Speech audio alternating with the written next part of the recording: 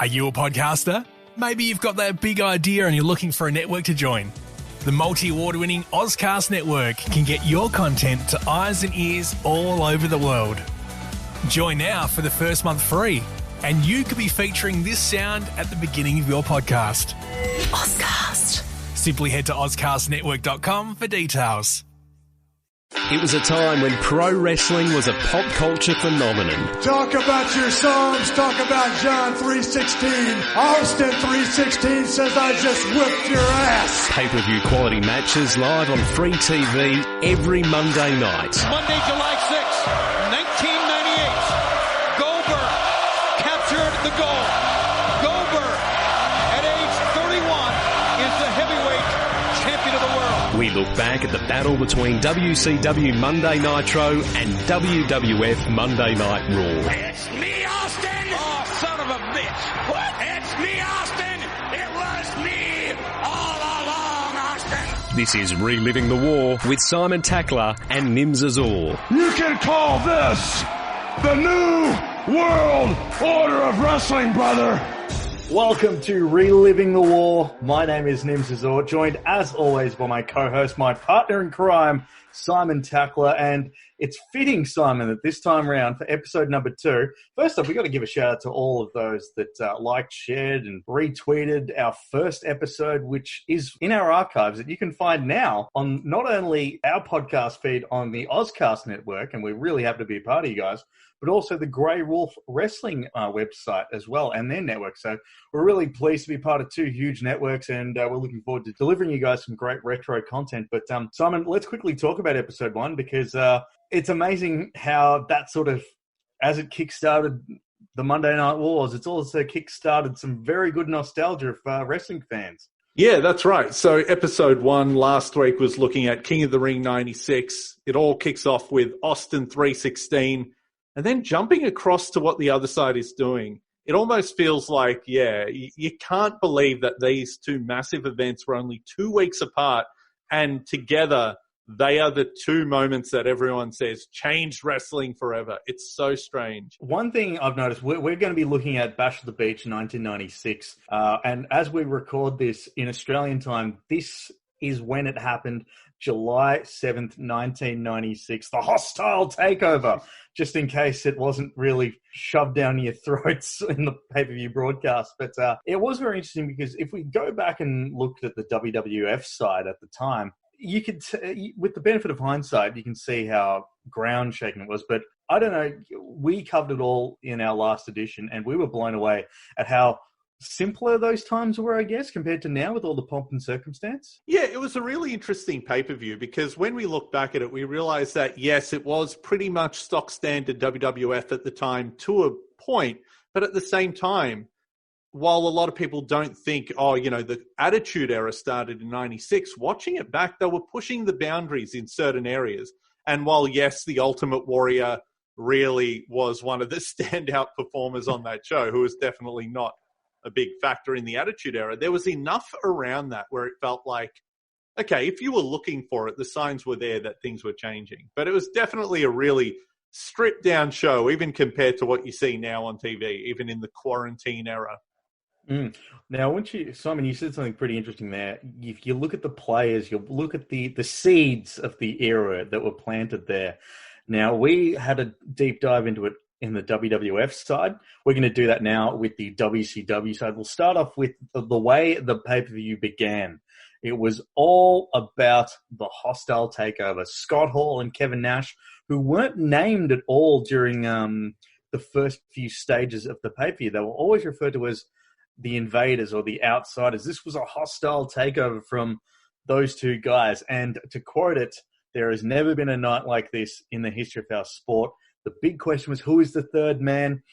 And by the time the pay-per-view got towards the tail end of it, the concern for where is Eric Bischoff was something that really stood out for me. That's a good point. I didn't realize, I've seen this pay-per-view a couple of times, but now we're looking at it, thoroughly. We're trying to pick it all apart. They really did plant a lot of seeds, giving you hints that maybe Eric Bischoff was involved somehow. I never realized at the time. I never thought twice about it. Like, where's Eric Bischoff? Who cares where Eric Bischoff is? So when people say, oh, the Bischoff angle was rushed with him being part of the NWO, I feel like they at least had an idea that he would play a part even back here at the start of it. Because it was so strange. I don't think there was a match or a pre-tape segment, not pre-tape segment, sorry, one of the backstage segments with Mean Gene, where they didn't mention, if Eric Bischoff is watching at home, give us a call. We're worried about you. Where's Eric Bischoff? I haven't heard from him since Nitro on Monday, which is also funny because it lives in that wrestling world that things only happen either on TV or pay-per-views. Like, once Monday night finishes, that's it. We don't see each other until next Monday or a pay-per-view happens. Yeah, he was powerbombed through the stage at the previous pay-per-view at the Great American Bash, and they only had every Monday to try and check in with him, and they hadn't heard anything. On this opening video, though, if we're going to start comparing, because now we've seen the WWF show, it's time to compare. If we're going opening packages versus opening packages, it still blows my mind, 20-something years later, with the budget that WCW had, with the access to TV people they had, being part of the Turner Network, how terrible their packages were. That King of the Ring 96 one was amazing. Classic, over-the-top dramatic style. This feels like some dude put it together in his basement. Like, the production values were garbage on this video. I actually wrote here, and it's written in my notes, video package to hype the main event looks like a Year 10 media assignment mixed with a Saved by the Bell template. Yes, with all the blurry, colourful writing. Colourful writing and stuff like that. But that was just so crazy. What did you think of the crowd and the actual set compared to King of the Ring? King of the Ring, you said, was very minimal. What did you think of Bash of the Beach? I like the set. I will just say one thing. I noticed it, maybe you didn't. The theme song for the opening video, did you think it was a rip-off of a pop song from the 90s? No. If you listen to it again, it's Crazy by Seal. It's a knockoff. It's classic WCW knockoff music, and it's Crazy by Seal because obviously this is all crazy. And then I looked it up. Even its fake song name was like CRZY or something like that. Oh, so, man. yeah, it was just, yeah. Because for me, that's always been the first Outsiders themes. Now, shout out to our friend Mikey, who's a big man in the wrestling theme community. This was always seen as like, man, that was a weird theme to use for the Outsiders. But when you thread all of that together, they thought about it. I did think a lot about that. That's actually quite good. But maybe it was a red herring. People thought Seal was the third man. Seal was the third man. He was a big dude, I think. I don't know. And he still is a big dude to this day. But it was the Bobby Lashley of his time. But, but let's get straight into the matches, Simon. Let's go with the opening salvo, Psychosis versus Rey Mysterio. As a sign of the times here, it kicks off with a Demi Moore joke by Bobby the Brain Heenan. Yep. Saying that Rey Mysterio looks like Demi Moore in G.I. Jane. I took note of that too. And I just love how, even though wrestling is pretty timeless, you can go back and watch it whenever you want and it's still going to be good or have the same sort of the match quality and the motion will still be there. But it's little gems like that really date it. And I just absolutely loved it. But what did you catch the retort to that? His slam for Psychosis? No. When he then said, and this guy's got hair like Peggy Bundy. I was like, yes. Hair jokes for everyone. That's fantastic. That is absolutely amazing. But the minute this match started, I knew there was one thing that you would have hated from it, and that was the appearance of Mike Tenay doing commentary. Oh, I hate Mike Tenay.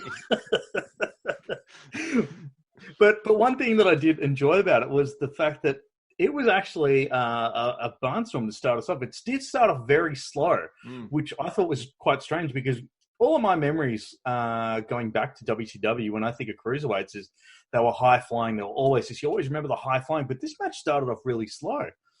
It's really weird because, you're right. I think the cruiserweight style wasn't what we remember. We remember just the big Hurricane Ranas and big dives. But I think a lot of it is blurred from us living through the TNA X Division era, where it was way faster. And it was like the cruiserweight division on steroids. And then now we have, the NXT and, indie style where it's bang, bang, bang. But yeah, you're right. I was taken aback when this started too, how methodical it was. And then it went off the rails though, and it was dives and everything else to the floor. It was a good match though. It was a really good match. There was things like, as you said, sentons out of the ring. And another nice little touch was having Mike Tenay there, because he was sort of, and you forget that, put it into context, 1996 Mike Tenay is there explaining to a 1996 audience that might not have seen this sort of stuff, and they'll be like, he explained like, yeah, that's the senton thing. Oh, here's a top rope Hank Hurricane Rana. Here's this and this and this. But everything was like, it was presented as so fresh and such a novelty. Like, oh, look, he's done the senton. Now a senton's a da-da-da-da-da-da-da. But there was something else that caught me off guard, and that was just how completely uninvested into the match the crowd was until the high-flying and the flippy stuff happened. Yeah, the crowd was a lot quieter than you would expect for an opening match with two cruiserweight guys. And that's fair, though. 96, we're taking it all the way back to this point where, Rey Mysterio had only debuted a month prior at the Great American Bash. And even though he had a great match with Dean Malenko, the crowd's pretty quiet for that one until near the end. And I think just like us when we were kids, I remember watching matches like this with my brother. And I don't think we were fully into it in 96. It probably took a couple of years before we thought, oh yeah, let's watch this cruiserweight match. We know Rey Mysterio, we know Psychosis, we know Juventud Guerrera. But back here, 96, you've probably only seen these guys in passing and not paid attention. So to open a show with it, a lot of those people, wherever they weren't there for that. They were there for Hulk Hogan and Sting, Yeah, 100%. And you mentioned that too, because I remember when we used to have, the Nitro gatherings where you'd watch with your friends and things like that. The vivid memories I get is like the 97, 98 era where stuff's fully kicking in. Whereas you're right, we're really in the infancy of the WCW Cruiserweight division, and it hasn't really taken off to the extent that we knew that it would. But like I said, once it does ramp up, the crowd does fully get into it. A weird thing that I noticed was like the complete lack of replays from WCW here. WCW didn't do in-match replays often. They would save them until the end, and then they'd run through three. Yeah. And it was so casual. So this was a trend you would have noticed on this pay-per-view, and they continue it for years, where they'll get to the replays, and Tony Schiavone will be trying to throw Heenan off, and he'll say, oh, you take this, Heenan, and he'll put him on the spot and make him run through the replays. And sometimes he'll nail it, and sometimes he wouldn't. But that was the fun of those guys not caring. I will say with the commentary, great team here, because you had Tony Schiavone and Bobby Heenan, who I think, looking back, they've got great chemistry. They're very entertaining. Their third man is Dusty Rhodes. So you've got that wildness there. Give me Dusty any day over Zbyszko. Yep, 100%. Especially too when you think of a voice that's so authentically WCW. Like we've seen now today, Jim Ross doing his commentary stints with not only New Japan but now AEW. That yes, he truly is the voice of WWE. That's what he's at WWE/WWF.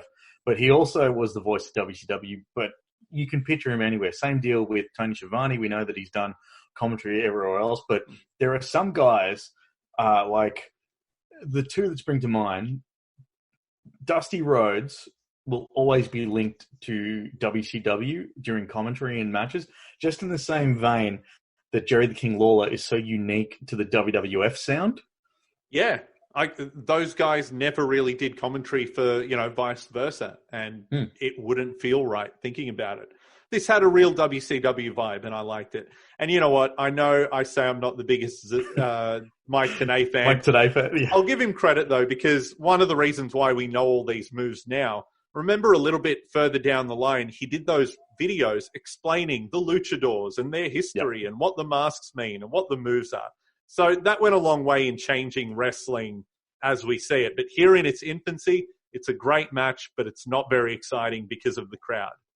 And I will say just one more thing. Rey Mysterio, this is all the way back in 96. He still wrestles now.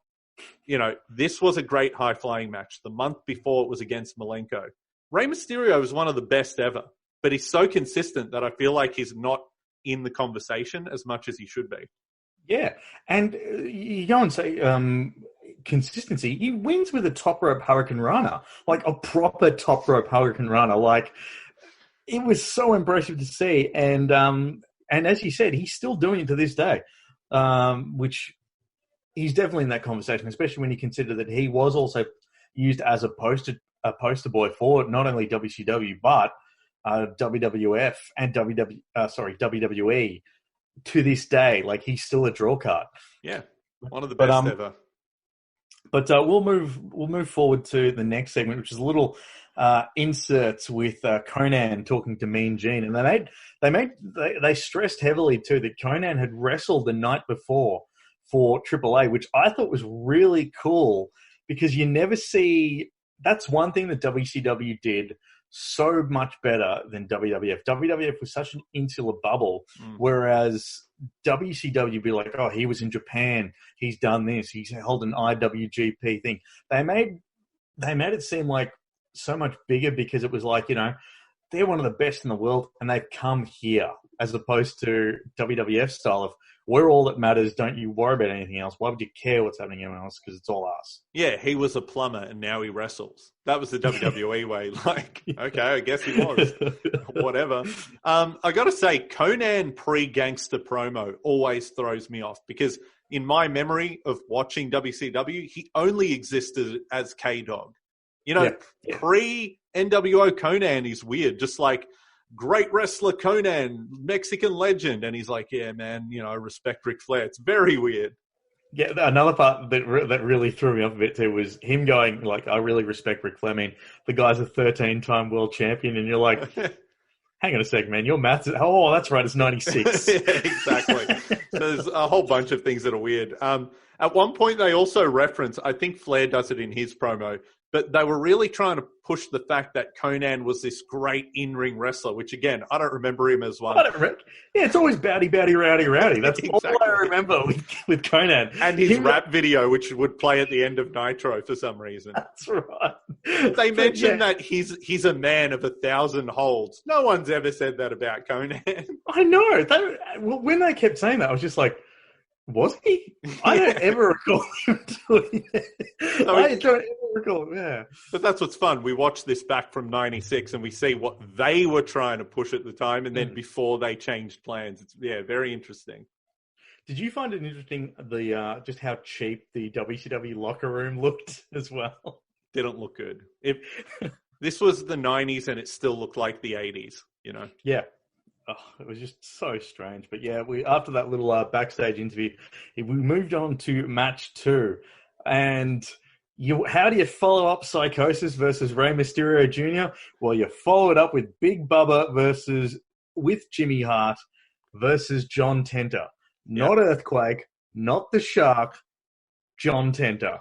In a silver dollar on a pole match. So it was a sock full of silver dollars, which I guess are giant coins in America, on a pole between two guys who in some ways were, a decade past their prime. Something about WCW, when they would take WWF guys, unless it was, the NWO guys, they felt so low rent. And I was like, nah, as a kid, I hated. Anytime these guys came on, I was like, oh, these guys, they're old, they suck.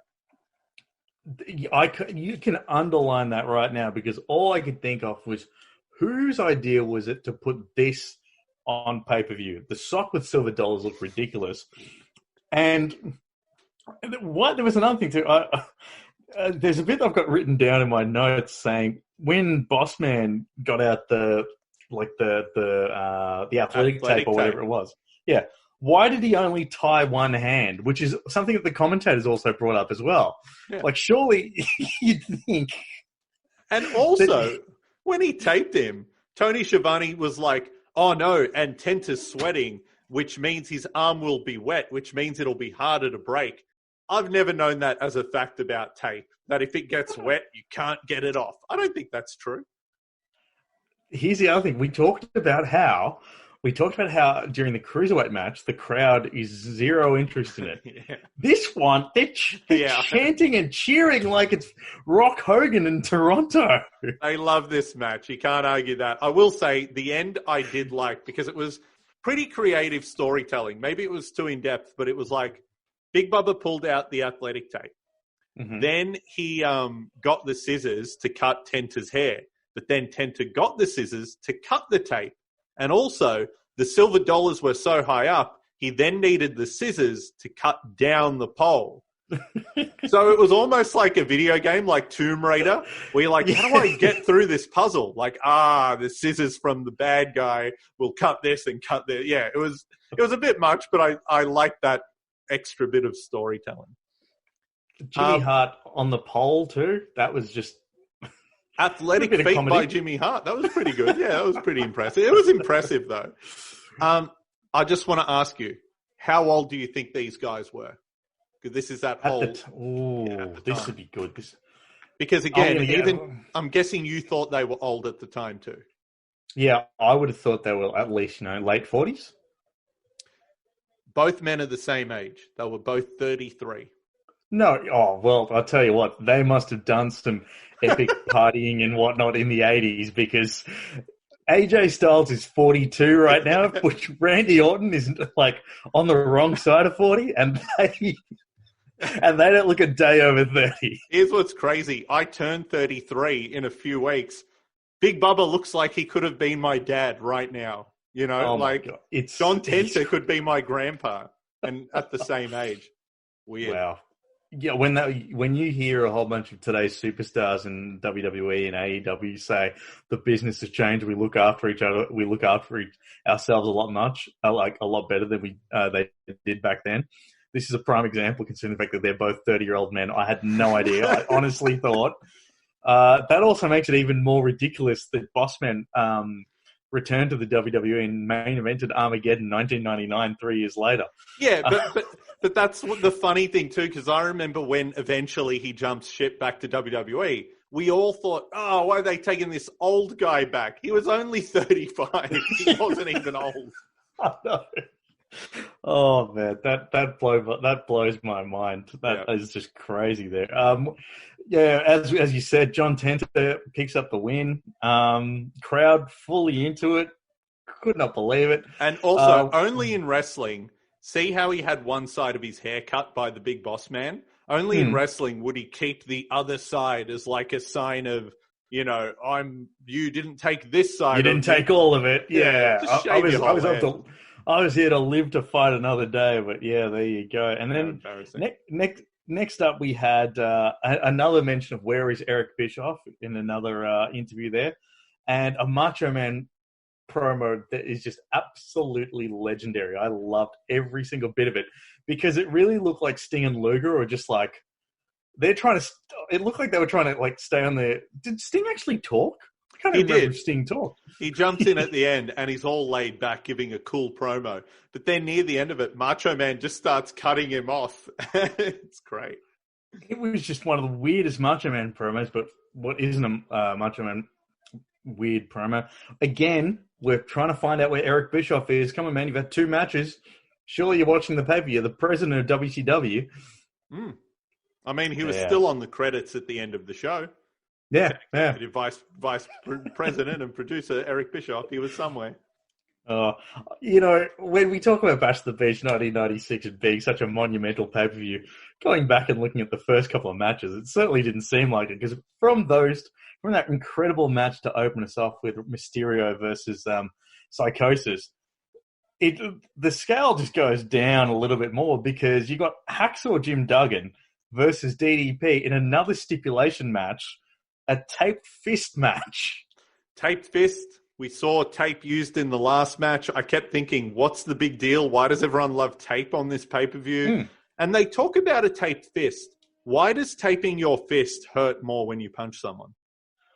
Apparently that thin layer of athletic tape that's the extra layer. That's the thing that knocks over the apple cut. Like just pure flesh doesn't do it, but once you tape it, now that extra bit of roughness, dead. That's it. I'm learning a lot about tape. If it's wet, you can't break it. And if you wrap it around your fist, just unbeatable.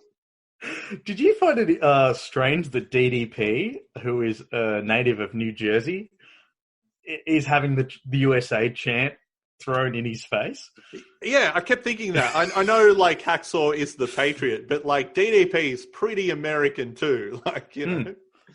This was also something that I completely forgot happened. This is something that falls in the category of dream matches that I didn't quite knew happened and sounded like something that would happen in, like, a what-if universe mode on a WWE 2K game. Because Hacksaw, I didn't realize that Hacksaw, Jim Duggan, and DDP crossed paths.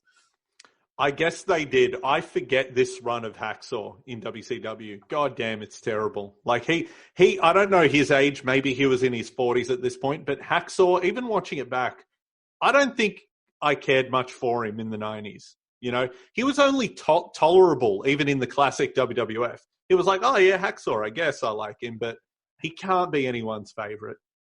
He was always a worthy Royal Rumble competitor. When you see Hacksaw, you're like, yeah, I know him. Yeah, go Hacksaw. Oh, well done. Or if he was on Hulk Hogan's Survivor Series team, you're like, oh, yeah, cool. Pick Hacksaw. He's all right. But I could see that. He's got the 2x4 with him. Yeah, that makes sense. But, this was terrible. And, another one that just big question mark there. And DDP won, but then got the absolute snot beaten out of him at the end. So with that we should also point out, too, that this is jobber DDP. Like, he's got none of the pomp and circumstance and the flair and the sort of pizzazz that the DDP that we knew to grow and love, the self-high-five DDP.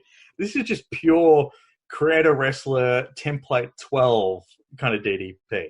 Too many gimmicks. I think, they make fun of him for this. He had the cigar, the curly hair, the tattoos, the gold chains, the ring, this, that.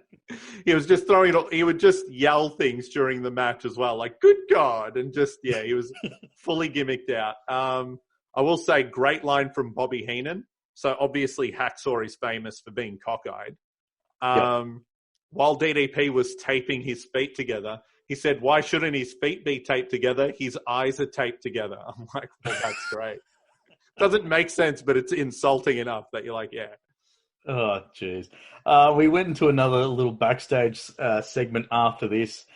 Mean Gene with the Giant and Kevin Sullivan. And all I could say is Jimmy Hart and Mean Gene looked tiny. they looked like children. Yeah, Kevin Sullivan looked tiny too.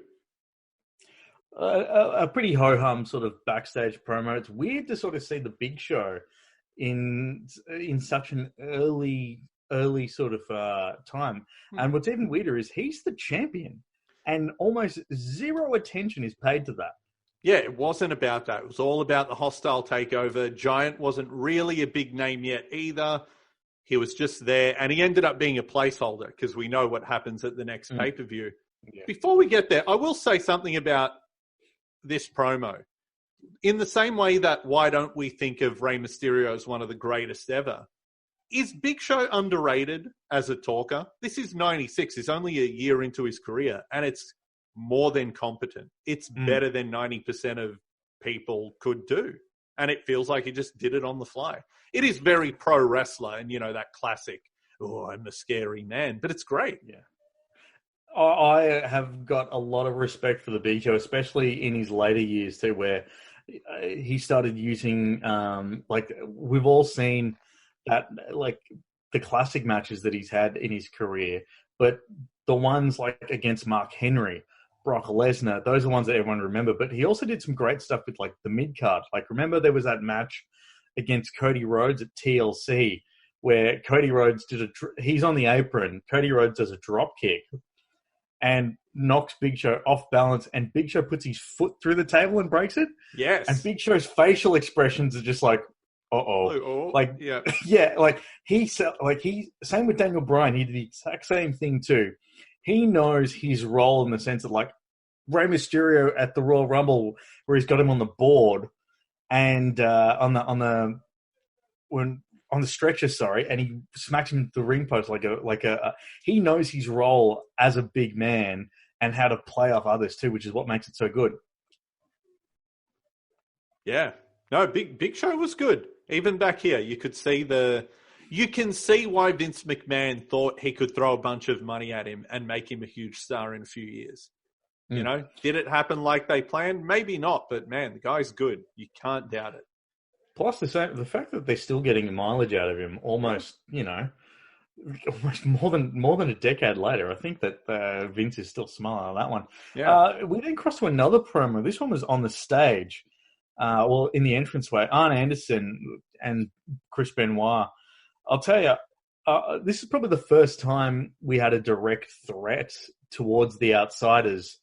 And this is where it sort of tied back to this is the hostile takeover that's coming, that's happening at the moment, because at that point in time, it's almost a forgotten thing. Like, yeah, we'll get to the takeover part, but enjoy the wrestling for a sec. Like, this really made you. Arn Anderson, I forget to. He's the master of these little 1%ers, because he makes the story bigger than it is, and makes it feel bigger than it is, and by doing that, makes it bigger. I've always remember there was that time when Kane tombstone Linda McMahon. And Arn was one of the agents that came out, and you could hear him on camera going, "What happened?" And just like, "Oh, she gave him a tombstone." And he's like, "A tombstone?" Like there's those little features that make him like, he just adds that bit of extra things to all storylines. But in contrast to that, Chris Benoit, stiff as a board. Oh, we couldn't go to bigger extremes from, like I said, good promo from Big Show and Sullivan, great from Arn, and then it's like, all right, Chris, what do you got? And just terrible. Like, again, watching it back, I know we were all blinded by our favorites, and we started to get swayed by, like, being smart wrestling fans. But, man, if you were Vince McMahon in 1998 and you were looking at who to steal from WCW, you are not stealing Chris Benoit. You are absolutely stealing the Big Show, because Yes. Benoit, as great as he was in the ring as an athlete, you see him in this promo, he looks scared, he looks uneasy, he feels like he's struggling through every line as well. He's like, "Oh, I better say it right because I'm going to stumble." Like, yeah, it's not good. The best way that I can describe Benoit's promo and his mannerisms throughout that is, it's the equivalent of when you're out with a friend and they bump into someone that you don't know, but they know very well, and you're just standing there while they're having a conversation. Because that's exactly what it looked like. Arn knew Mean Gene, Arn knew the interviewer, and Benoit didn't know him.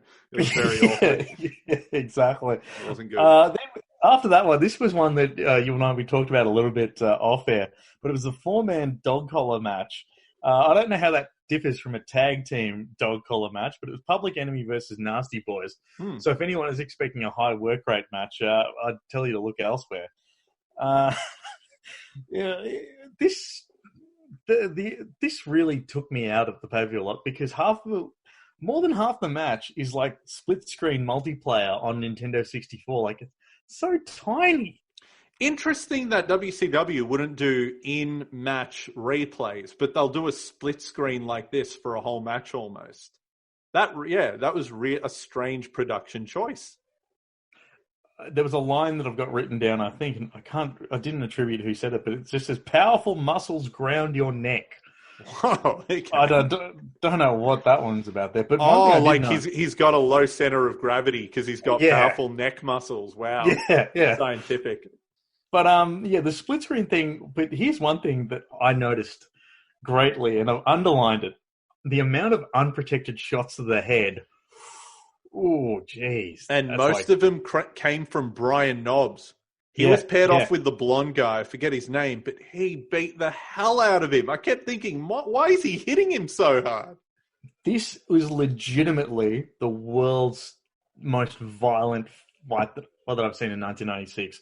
And you could see why Vince probably sent the acolytes, the APA, out to straighten out Public Enemy here when they got to the WWF. But this was just crazy. The table spots, especially the table that didn't break. It's the world's toughest table. Yeah, Flyboy Rocco Rock just went through it and bounced back up. It didn't break at all. It was fun when they were brawling up on the beach set, though. We forgot to discuss the set earlier, but the beach set is great. It's a lot of fun. They were jumping off the lifeguard post and whatever. It was good. Using the shark and the surfboard. Oh, man. They love the inflatable shark, the commentators. He's beating a man with a rubber shark. They were all just having fun saying it. And then when they finally got to the surfboard, then mocking the use of the shark. Like, well, that'll hurt a lot more than a shark will. That's one thing I like about watching these WCW shows back. Their commentary was way more laid back. Like, you watch it back as an adult without the WWE tricking you that Tony Schiavone sucked or whatever. Man, Schiavone and Heenan have so much fun on these shows. And then with Dusty as well, just rambling on. It's great. This is an epitome, though, of how the weird styles that you get in WCW. Because I think you said it to me in our chat. It's like an ECW brawl. Yeah, just in the middle of this weird pay-per-view. Yeah, because you had this high-flying luchador classic at the start. Some old school, hard man wrestling, just power. When I say, the old school style of muscle guy A versus muscle guy B stipulation match. And then you just had a riotous brawl from the stage. Like, there was very little time spent in the ring. Yeah, it only went in the ring right at the end to end. Look, it didn't look pretty, but it was kind of fun. To be fair, this was better than the last two matches. Like, if I'm recommending matches, I'd say put this on because it's a freak show. Yeah, it's the hardcore, like, and it's the one that you don't take too seriously. You can have you can sort of tune out a little bit and just watch the car wreck, sort of, in a way. And just one more thing. Dusty tried branding the split screen as well on commentary. He kept calling it the Double Trouble Bash at the Beach Bubble. I was like, that's right. Yeah. Oh, just absolute silliness there. Then we cross to another Mean Gene is earning his money tonight. That's all I can say. So many segments. He's backstage with the security team, and it's all about history in the making tonight. And once again, Eric Bischoff is not well. We don't know where he is. And we're almost halfway into the pay-per-view, Eric. Where are you? Give us a call. Mean Gene, though, in these segments, I just want to say Mean Gene is the best interviewer, best announcer guy, like best non-commentator personality ever. He cares so much about what's happening. He explains everything perfectly, and he acts like a real person. He's not just a guy who wanders in with a microphone to do an interview. He is Mean Gene. He lives in this world, and he's really trying to figure these things out for you. And he's like, all right, folks, I'm trying to get to the bottom of this. Like, he is his own part of why this world makes sense. Yeah, yeah. And you're right. It does. If you couldn't put someone else in that role, because we saw what happened with Arn doing the interview on the stage without Mean Gene, and there's a lot of heavy lifting to do on the wrestling side. But next up, we got to a cruiserweight match. Disco Inferno, who gets a fancy little nameplate pop-up, which is also something we need to mention in terms of production values. It just looked so cheap with the CGI shark come up. But now he got a fancy little nameplate and a disco ball on his entrance. Yep. And I'll tell you what, Dean Malenko, no BS, just get straight into it. And I've got written down here, watching Dean Malenko manhandle Disco becomes secondary to the commentary team talking about Eric Bischoff missing. I blanked out on the commentary on this one. I will say my focus was shifting a little bit. I liked the match. I didn't think it was that bad. Disco, we all loved him as a kid, but then everyone hated him because everyone tried acting cool, like, oh, Disco, he sucked. But no, he was fine. He was a good wrestler if you're rating it on what he does in the ring. I actually have written down he's put on a decent showing because, like, yes, he was a punching bag for Malenko most of the time, but he did his job right. Like, he was impressive in that, and he would actually put on a decent showing towards the latter stage of the match. He wasn't going to win. He was never going to win. No. But I love when they even say to him, like he's so experienced, like, no showboating here, Disco. Go and pin him now. What are you doing? Yeah. They kept saying, like, don't waste your time. And it was good. I will say, though, how is Disco a cruiserweight? Dude's huge. He was massive. He's definitely.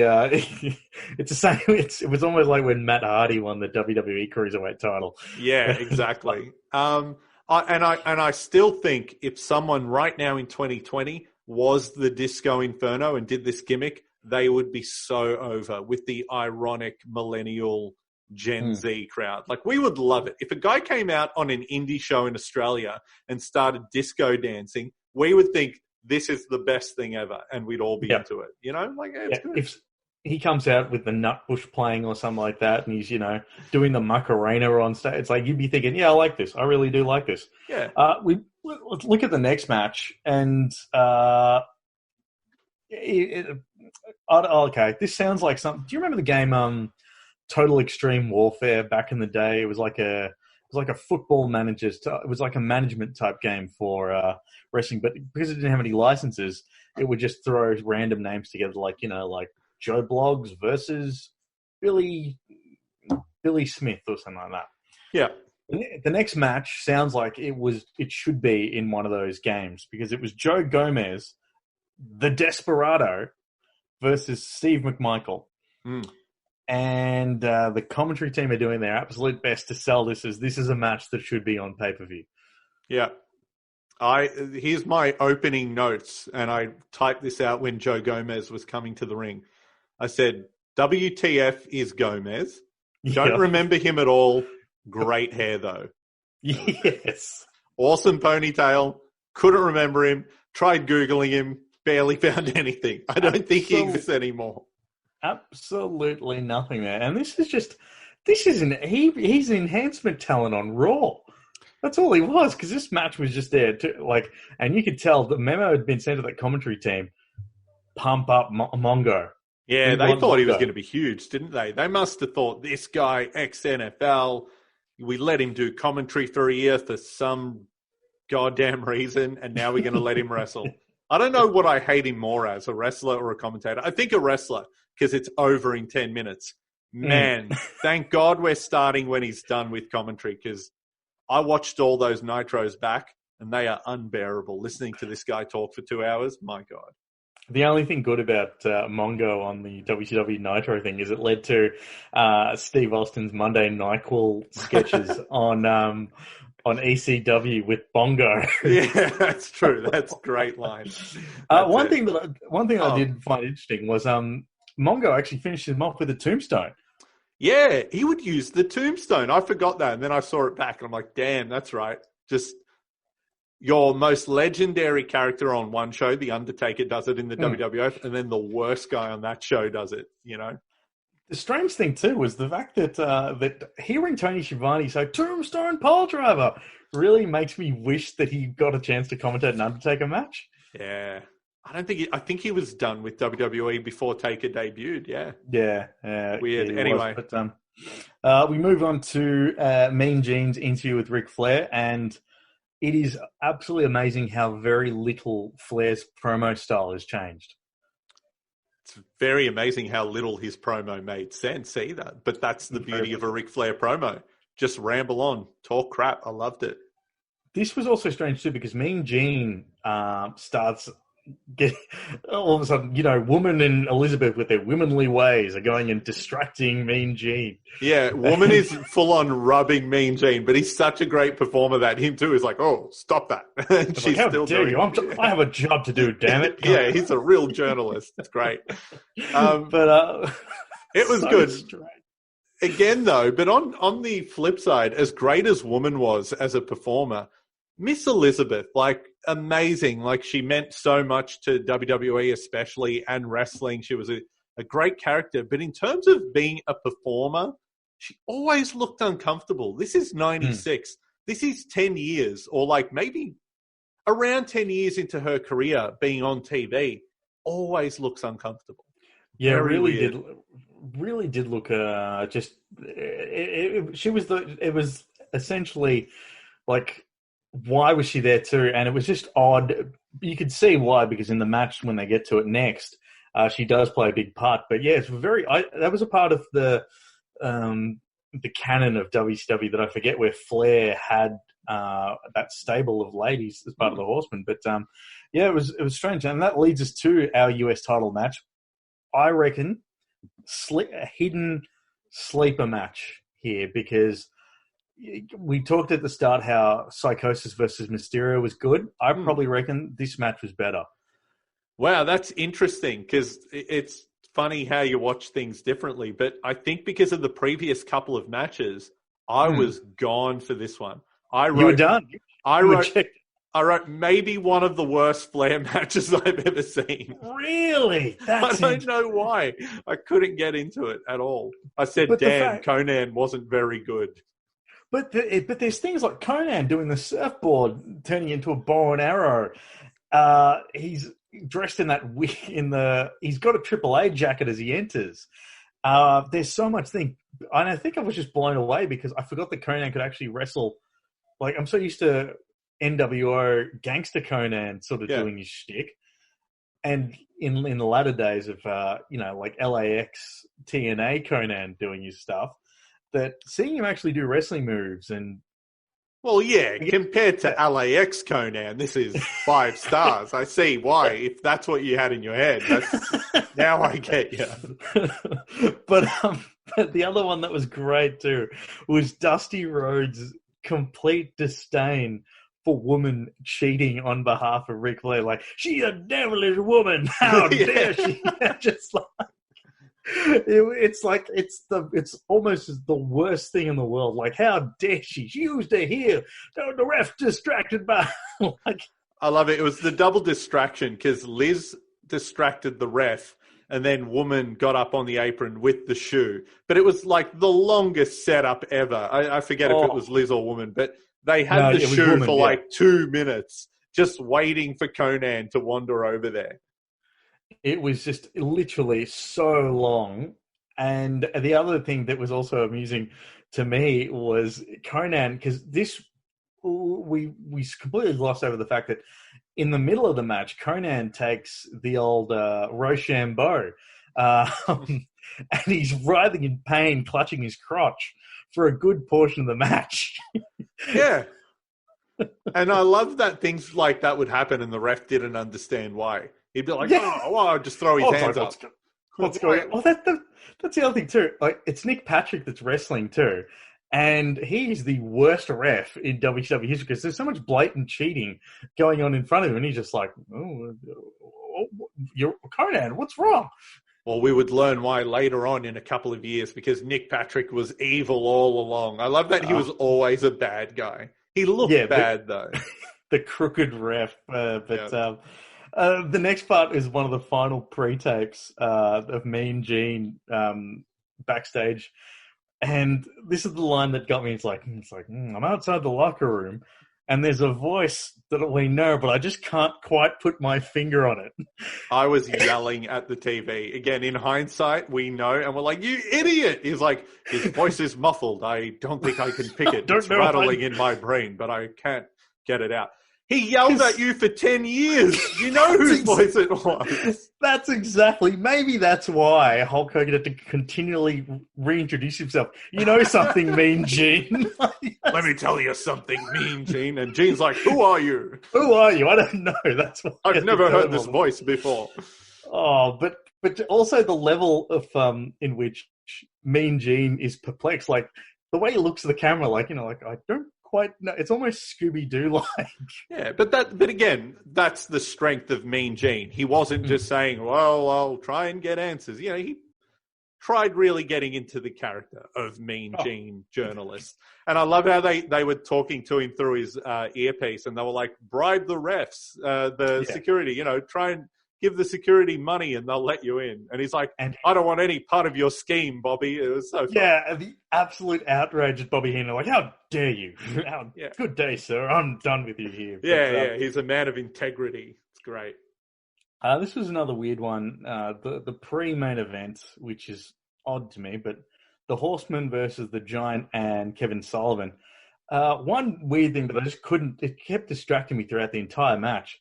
Kevin Sullivan wearing trunks with no knee pads. Yeah, he was. Yeah, I don't know. He just looks like a guy wearing underwear. Yes, it's just so strange. I just couldn't quite get it. This was a complete non-event. If I didn't write it down, I would have forgot that happened. Yeah, and Kevin Sullivan's a weird one because. For me, when we all became WCW fans, we were all WWF fans first in Australia. When I started watching WCW, anytime Sullivan was on TV, I didn't get it at all. I just thought this guy is just some old loser. Like, I don't get it. I didn't get it this time around. Yeah, watching it back, he doesn't do anything at the time. Like, it's a shame a month before, if we were reviewing Great American Bash, he has that great brawl with Chris Benoit. But aside from that, even watching it all back, he contributes to nothing on screen. I know he's a big part of creative backstage, but as a character, I don't care for the Taskmaster. And also, how is that a nickname? I still don't get what Taskmaster is. Like, that's not as threatening as they thought it was, you know? No, absolute zero there. Again, the distraction at the start of the Giants not being there is just an excuse to watch the Taskmaster get beaten up for about 50 minutes. It was just an odd match to put on before the second last one. But you want to talk about video packages, then we get a rather lengthy video package about the main event before Michael Buffer goes and introduces it. Did you find it as funny as I did, the amount of those like newspaper clippings that they're just like, who is the third man and WCW no longer where the big boys play? And it's just like, first off, why even bother with that? Well, you know, to make it sound like this is what the world is talking about. Look, honestly, for the low bar they set at the start of the show, this was a better video package than the one at the start. Better. But still, compared to the WWE, even at the time, they were can't miss. The show opening promos and then the main event promos in the WWF, like that scary voiceover, the great music choices, you know, the editing. These couldn't touch it. Even this one, even though it was longer, still couldn't touch what we saw on King of the Ring. Yeah, correct. And even though it was the greatest storyline of all time, you know, this is the video package for the NWO, and it's not better than the video package for Ahmed Johnson and Goldust. Yes. You know, like crazy. That sums it up right there, and it just goes to show you the strength of the WWF's video packages, and because everyone always, even though a lot of people can be critical of the product, everyone universally praises the WWE/WWF production values, and we can see that that's been something that's been there from day dot. Interesting fact, you know, I have to shoehorn a TNA mention in anytime we do a podcast, but when TNA sort of exploded a little bit. You know, peak TNA is still 2005 to 2007. Once Christian jumped ship and they started getting more people in, once they moved away from the weekly pay-per-views. But one of the first things that they did, and you can really tell it made a huge jump, is hire, I think his name is David Shahidi. He's the guy that was one of the main guys that did the videos for the WWE. And TNA's video packages, ever since they got him on board, improved dramatically. But video packages make all the difference there, and it really stands out how bad this one is for your marquee. Biggest match of all time. A night like no other, and not good. Also, we'll obviously do a TNA pay-per-view eventually. That'll be a series. That'll be great. We'll cover that. We'll relive that more. In 20 years, we'll look back. Yeah. It was good stuff. Hey, TNA 2005 was great stuff. This main event, kicking off with Michael Buffer. I was never a fan as a kid because, again, I was still pretty pro WWE for the most part. But I didn't like Michael Buffer because whereas Howard Finkel was obviously an expert in WWE, he sounded like he loved it. He made every match huge. Even though vocally Michael Buffer is amazing, he's reading off cue cards, which even as a kid I thought, come on, man, you don't remember their names. And this was a great example. He's reading off the cue cards. It's like he never knew any of this before. He's like, these two men attempted a hostile takeover. And he was just like shocked at everything. They'll be wrestling in a handicap match. It was like, mate, read it before. Yeah, it was weird. It's so strange. The Seal crazy ripoff thing blares through the speakers as the Outsiders make their entrance. I don't care what anyone says. That is full WWF entrance there in terms of Scott Hall is trying to be Razor Ramon and Kevin Nash is Diesel. And that's what they want you to think. Before the lawsuit. Yeah. Before they fully dropped any mannerisms and any, like Hall, he gets in the ring and gets the mic and he's still doing the accent. It was before he dropped it. He throws it at Chico as well. Yeah. Yeah, I love the fact too that they make such a big deal, the commentators, about we know who the third man is. Well, get someone else out there. Da da da da da. Like they're just all. And another thing too, I love it. Well, the third man's in the building. He could already be in the. He could be in the crowd. It's like, yeah, we're not. He's not going to be in the crowd, mate. Michael Buffer could have been the third man. Third man. I mean, he did act shocked. Yeah, he was trying to throw him off. But I'll tell you, the match holds up because this is unlike the rest of the Bash of the Beach card. This is actually something that I've seen a couple of times. But full disclosure, I did watch it on the network, so I don't know if there have been. There's an edit later that I'll bring up when we get to it. But the match still stands up. Like, it tells a great story, and it's back and forth too. The outsiders don't dominate. It's actually very WCW heavy in the sense that when it comes to clean wrestling, WCW is doing their absolute best. And you were talking at the start about Eric Bischoff being the third man and then planting the seeds. There's a lot of dissent about Sting in this match too. Like when Sting takes out Lex Luger, Tony Schiavone doesn't sound like he thinks it's an accident, does he? No, which was such a great seed planted. So watching it back, that's something you pick up on. I haven't never noticed that watching it previously this match.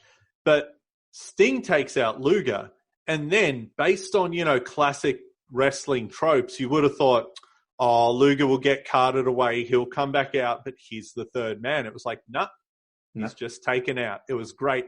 And then it made the match even, because otherwise the bad guys would have been the underdog with the 2-on-3 disadvantage. So that evened it up. And it wasn't a trick, but I think a lot of fans at the time would have been thinking, all right, where's Luger? He's going to come back and screw WCW. That was a good way to throw you off watching it. Side note too, Hall and Nash, you forget they're actually very good wrestlers too. Like, they put on a lot of moves there. They are, I still think the MVP of the actual match portion is Randy Savage. Yeah, like Randy Savage is just peak Savage there. It's not quite Flair Steamboat. It's not quite Savage Steamboat level of, but he's actually makes you feel like he's been a WCW lifer. Yeah, which is weird because if anyone was also going to be, an outsider, which he eventually became part of the NWO pretty soon, or down the line. Savage had more ties to WWE than anyone. So, but yeah, he really flew the flag. He was the captain of the team, basically. Sting, I don't want to say he's a bit player, but he doesn't really do much as well. Like, there's a few Stinger splashes, but he's really he's a participant, but that's about it, really. Watching this as a kid, like before Crow Sting, like even Crow Sting, I wasn't into it until later on because, being an NWO kid or whatever. But watching Sting pre-Crow, he really didn't seem like a big deal. You couldn't have told me he was their main guy for 10 years. And the other thing, he was billed as the main guy. They come out to his music. They come out to A Man Called Sting. So great song, though. I'd come out to that clearly. Too. Yeah, that is quite. I think that it does give you those nostalgic. Feels, as does Buff Bagwell's theme. You remember the Buff Daddy one? Buff Daddy, yeah, that's one of the best too. They're similar, but they're both good. They're both good. But yeah, considering the fact that they're wearing Sting's face paint, they come out to Sting's theme. Sting does very little except for take out Lex Luger. Yeah, and he's not really involved in the finish. He gets beat down at one point, and then it ends with Savage in the ring, and then that just sort of ends. The way it doesn't. Oh, you go for it. Well, it's funny you mention that because it does just kind of end when the outsiders start acting very dastardly, and Kevin Nash goes and does the low blow on Savage. That's where it sort of goes, right, match over. Now we get into angle sort of time. Yeah, and to me, this match has always felt long. Anytime I watch it, I think it goes a bit long, but it is very good still. Like, it's a great main event style match. It's still one of the best things on the show. But once Hogan comes out, the line from Bobby Heenan, I know people are torn on it. A lot of people say, no, he sort of gave it away. I don't think he did. He was staying true to his character. Bobby Heenan has hated Hulk Hogan for over 10 years and had a vendetta against him and, brought all these guys to try and beat him. Why wouldn't he think Hogan is a bad guy? Yeah. 100%. I stand by it. I don't think he spoiled anything. Because even as a kid, or even watching it, knowing who Bobby Heenan is, you think, he's just being a dick. He's being Bobby Heenan. I don't think he was spoiling it. Because immediately, Dusty Rhodes cuts him off and says, "What are you talking about, brain?" Like da-da-da. Yeah. And Tony Schiavone is just in full-on, yep, the cavalry's arrived. We're saved. We're saved. Oh. And the weird thing, too, is when Hogan gets into the ring, there's some terrific – everyone plays their role so well because Hall and Nash actually sort of backing off like, oh, no, we're in trouble here. But then Hulk Hogan sort of soaking up the last of those cheers before he drops the leg drop. And then once he does that leg drop, he just pops up like it's almost as if all that pent-up frustration of being booed by WCW crowds for the past 2 years has finally just snapped. And he's like, you know what? Now it's time to dish it out again. Yeah, I think he loved it because, you can tell. Like, once he does the leg drop and he's like, all right, I've got, permission to be a bad guy. He is having so much fun. And it's kind of interesting. The match technically doesn't end because Hall makes the count and then they just wrap it up. There's not even a call of like, this match is a DQ. There's no bell ringing. Just ends. No bell ringing. It just ends. The commentators are losing their minds. The crowd, the amount of garbage that is thrown in the ring, it's a staple of Nitro. Yeah, this is, again, kicked off the NWO and it also kicked off the trend of the garbage at the end of a show. Funny line from Tony Schiavone. I feel like he wrote this one and he wanted to deliver it. He thought it was going to be clever. He said, "I never thought I'd say he's yellow. He may be wearing red, but he's wearing red and yellow." Yeah. Like, what? It's like, what do you want? Like, I guess, but yeah.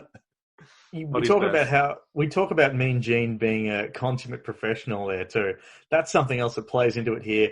But one thing that distracted me a little bit that I've only noticed now is Hulk Hogan constantly moving Gene's arm up to talk. Yeah.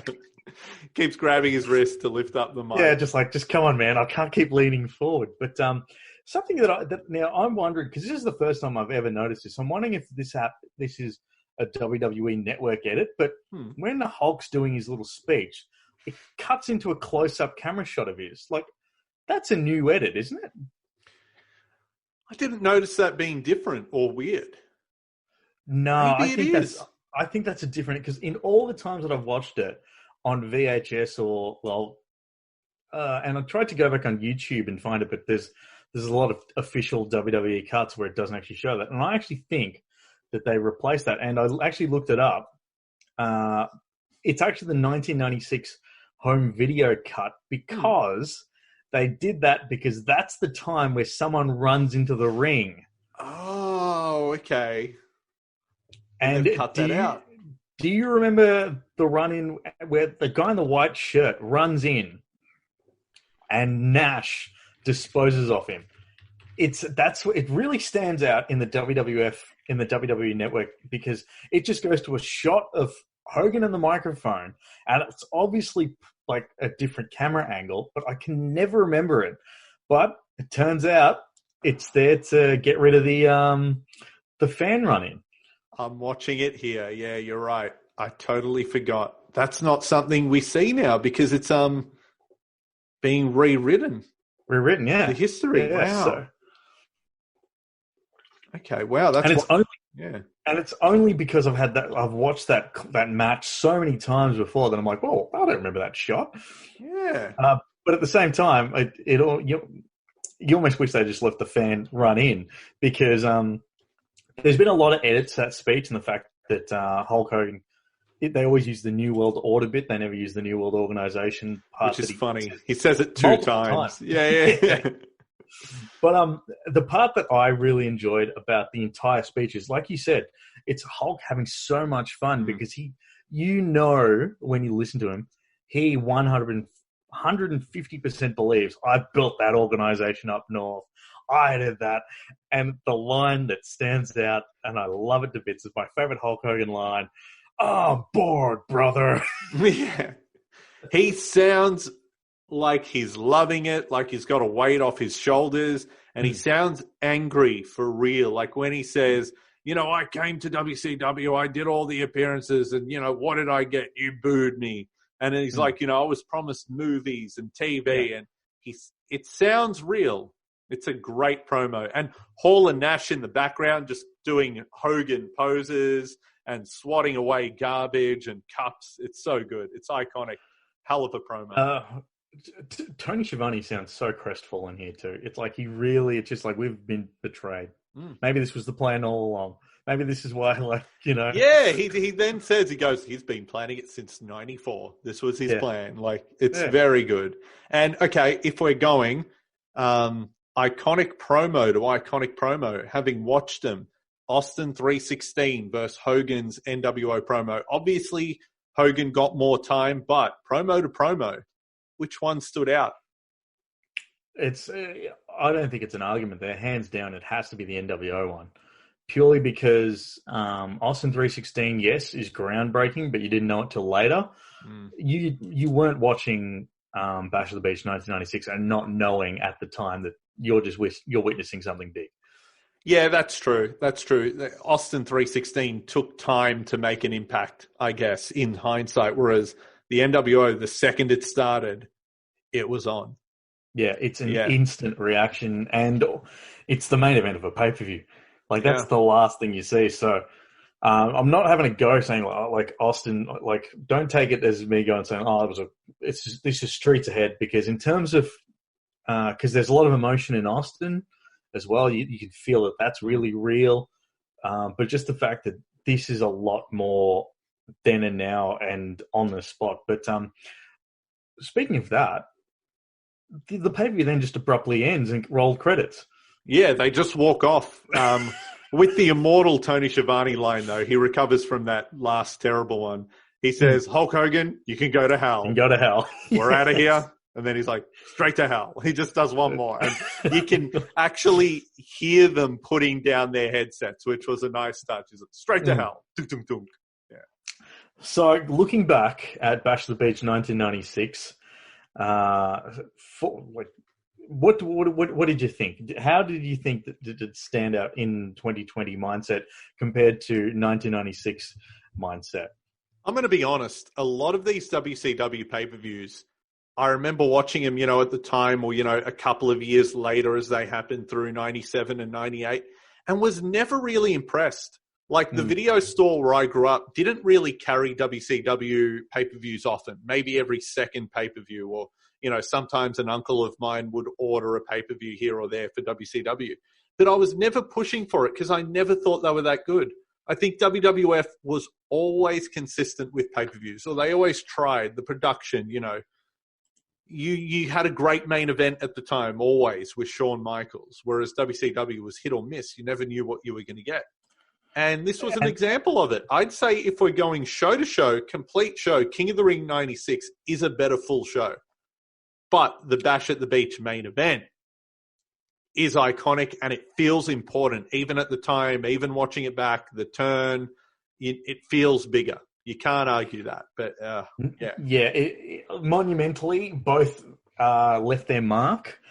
Critically, if you put them side by side, you're right. It's King of the Ring hands down, because no one's there was more filling to the WWF show than there was to here, because this is incredibly forgettable. Okay, take away Austin 316 from King of the Ring. Take away that moment, and take away the main event from Bash of the Beach, and just put those cards together in terms of a pay-per-view. This is going to be forgotten. You wouldn't even give Bash of the Beach 1996 a second thought. No, King of the Ring still has Taker and Mankind, which carries it. Bulldog and Shawn. Goldust Ahmed.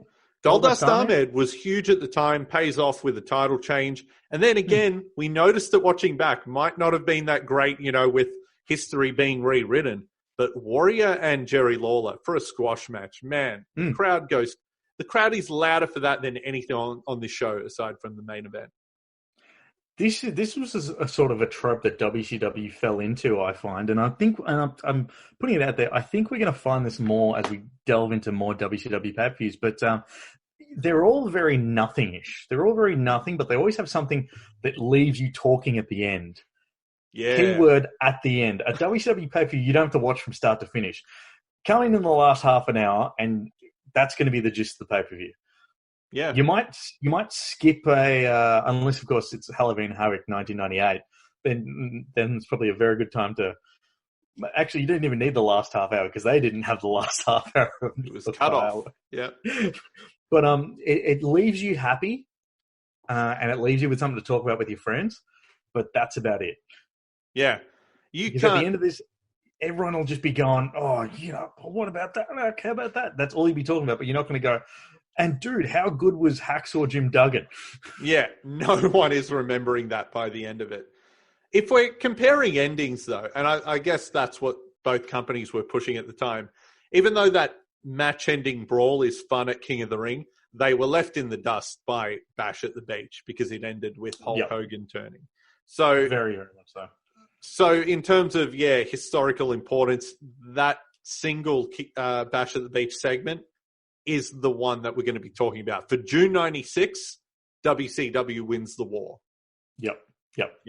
Austin 316, like we've said, the impact of that is felt later, but June 96, it's WCW, even looking back because of that. This is all WCW because I was actually very keen, and if it wasn't for the fact that it was late when I was rewatching this pay-per-view, I was so tempted to actually try and watch Nitro to flick to the network, but I thought, no, better not do that. But yeah, we'll chalk this one up to a WCW win, and looking at the calendar, our next episode will, of course, be a WWF edition, and it is In Your House 9 International Incident. That took place July 21st, 1996. In Vancouver, British Columbia. That's right. It really is an international incident. Really stretching international there. We know it's a different country, but barely. I will say though, who do you think the best performer on this show was? Who's the MVP? Look, this is going to sound so stupid because it's not even a wrestler. Mean Gene. Mean Gene. I thought that too. Like I said, he carries the pay-per-view. He strings that entire pay-per-view along. Yeah, he's the main character. Start to finish, he's there taking you to that entire journey. And that sucks. Yeah.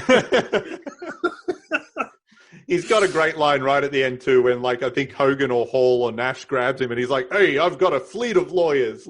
That's right.